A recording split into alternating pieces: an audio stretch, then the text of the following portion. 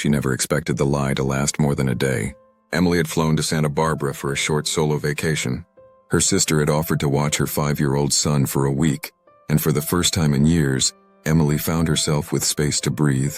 Her first night at the hotel, she sat by the bar near the pool, reading a paperback and sipping a mild cocktail, soaking in the unfamiliar silence. That's when the man approached. Early 40s, good-looking in a clean-cut, well-groomed kind of way. Not too pushy, not too forward, just the kind of polite flirtation you expect on vacation. He asked if she was there alone. Without thinking, she said, "I'm married." She said it casually, even smiled. A reflex. She didn't want to deal with conversation, with expectations. The man nodded, backed off respectfully, and that was that. Or so she thought. The next day, while waiting in the breakfast lounge, she saw him again. He smiled, kept his distance, and then, out of nowhere, joked, "Your husband let you out of his sight again?" It made her laugh. By the third day, they'd settled into a routine. A nod here, a comment there, and then something shifted. She was sitting poolside when two men at a nearby table started bothering her. Nothing aggressive, but uncomfortable. Too many questions, too much eye contact. Then the man from earlier stepped in, slid into the chair beside her, put an arm around the back of her seat and said, "Hey babe, sorry I took so long." The two guys muttered apologies and walked off. She laughed nervously, but before she could say anything, he added, "Sorry if that was too much. You looked like you needed backup." She should have thanked him and walked away. Instead, she said, "Guess the fake husband thing worked out." They talked for a while that day. He introduced himself as Ben, said he was in town for work but hated being cooped up in his room. He asked about her book, then her hometown, then her fake husband. She kept the story light. "Married 5 years. He's home with our son." Ben didn't push. He matched her tone, kept the joke going. Over the next few days, they crossed paths more and more. He started sitting with her at breakfast. One night they walked along the beach, just talking. There was no flirting, no tension, just a strange, easy companionship, two strangers playing parts. On the 5th day, she let her guard down. They talked for hours by the fire pit. She told him things, real things, that she'd been divorced for 2 years, that her ex-husband had disappeared from their lives, that she hadn't had a single proper date since. Ben listened. He shared pieces of his life too. Said he'd never married, always focused on work, didn't really have a home base. It was harmless, until it wasn't. On the 6th day, she woke up to a small envelope slipped under her door. Inside was a photograph. It was her, sitting by the pool 2 days earlier laughing. The angle made it clear. Someone had taken it from a distance. No note, no explanation. Her first thought was panic. But then she convinced herself. Maybe it was just some kind of hotel souvenir. A gimmick. She threw it away. At breakfast, Ben was already seated at their usual table. "Sleep okay?" he asked, as if nothing had happened. She nodded, uneasy. That night, someone knocked on her door. Room service, they said, but she hadn't ordered anything. Through the peephole, she saw a covered tray. No one holding it. She didn't open the door. In the morning, the tray was gone. On her last night, she didn't see Ben. She didn't look for him either. The mood had shifted. The playful stranger now felt like something else entirely. She checked out early and caught a cab to the airport. When she got home, she tried to shake the whole thing off. Just an odd vacation memory. A weird but meaningless chapter. For 2 days, she said nothing. Then her son came into the kitchen holding a piece of paper. "Mommy, this was in the mailbox." It was a Polaroid photo of her son, taken at the playground 2 streets away. Yesterday, on the back, in neat handwriting, "He looks just like you." Emily's first instinct was denial. It had to be a mistake. Some random photo, a prank, a coincidence. But it wasn't. She stared at the Polaroid. The angle, the composition, it was deliberate. Her son was in the foreground, crouched near a sandbox. In the background, the red and blue spiral slide she passed every day on her walk to school with him. There was no mistaking it. She turned the photo over again. The message, "He looks just like you," felt too specific, too personal. She called her sister, who'd watched her son while she was away. "Did anyone strange come around last week? At the park? Outside the house?" Her sister hesitated. "Now that you mention it, there was a guy at the park who seemed a little too interested in us. Not creepy, just watching. I thought maybe he was waiting for someone." Emily didn't mention Ben.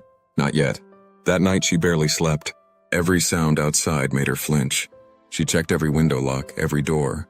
She couldn't shake the image of Ben watching them. Not from across a beach this time, but from across her street. She went to the police the next day, showed them the photo, explained what happened. The officer was polite but skeptical. Any threats? Did he ever follow you? No, she admitted. But he knew things. Things I didn't tell him. Like what? She hesitated. It sounded thin when she said it out loud. The husband game, the conversations, the photo under the hotel door. There was no proof.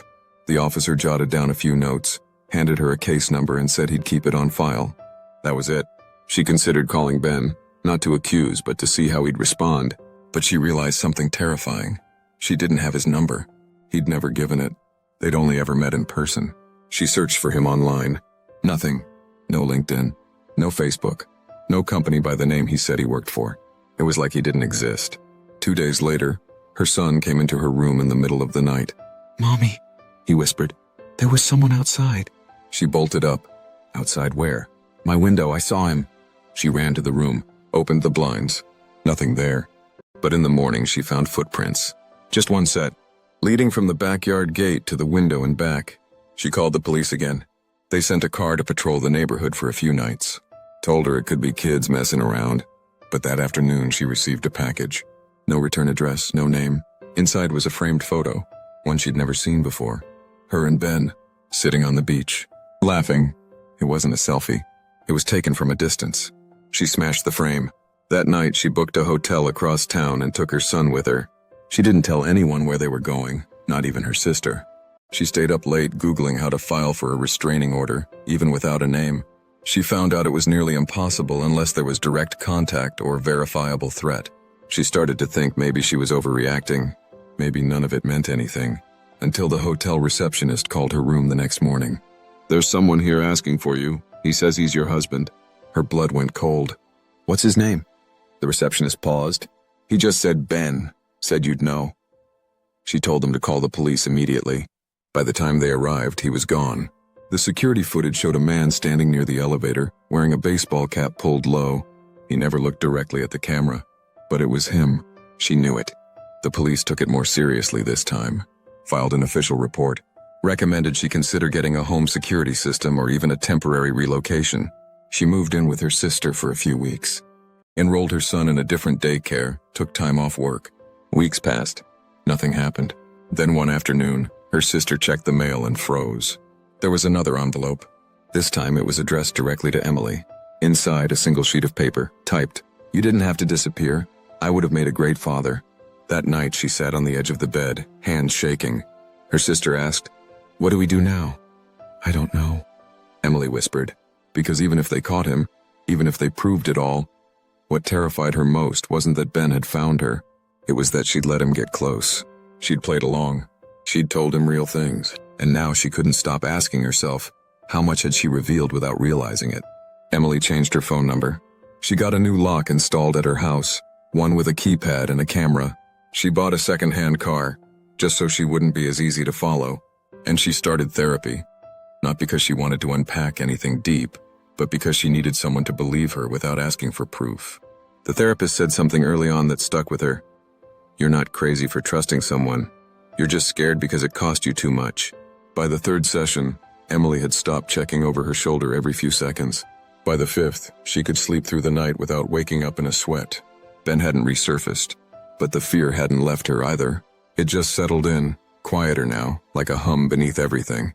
One evening, about 2 months after the last note, she was organizing old folders on her laptop. She found a photo folder labeled Santa Barbara. Her stomach tightened. She'd forgotten she'd even taken photos on that trip. She opened the folder. Most were beach shots. Her breakfast plate, a blurry shot of the sunrise.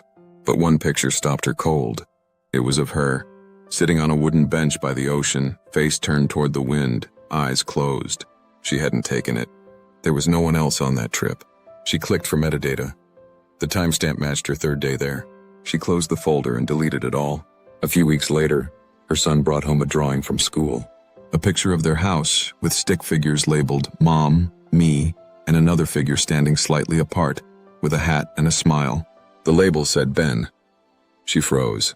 "How do you remember him?" she asked, trying to keep her voice calm. Her son shrugged. "He waved at me once." "When?" "Before we went to Aunt Lucy's house." He didn't seem scared, just matter of fact. She didn't ask more. She didn't want to know. That night, she dug out every photo album, every trace of her ex-husband, compared handwriting, posture, old ID photos. Nothing matched Ben. Nothing explained him. It was like he'd appeared just for that 1 week, and then stayed anyway. Months passed. Seasons changed. Life began to feel normal again. She started dating someone new, cautiously. She didn't tell him about Ben. Not yet. Then one day, at the grocery store, her phone buzzed with a notification. "You have a new memory from this day last year." She opened it. It was a picture from Santa Barbara, only it wasn't one she remembered taking. It was a mirror selfie in her hotel room, and she wasn't alone. Over her shoulder, barely visible in the reflection, was a shadowy figure standing by the door. Too blurry to identify, but tall, male, watching. She deleted the photo. That night, she took her son into her room and let him sleep beside her. She stayed up until 3 a.m. staring at the door. The locks were changed, the windows secure, the cameras armed. But she knew now, some doors don't close with deadbolts. Some doors stay open in your head, and once you let someone in, even for just a week, you never really know if they ever left. Thank you for listening. Until the next heartbeat in a story. Subscribe and stay for more love in every word.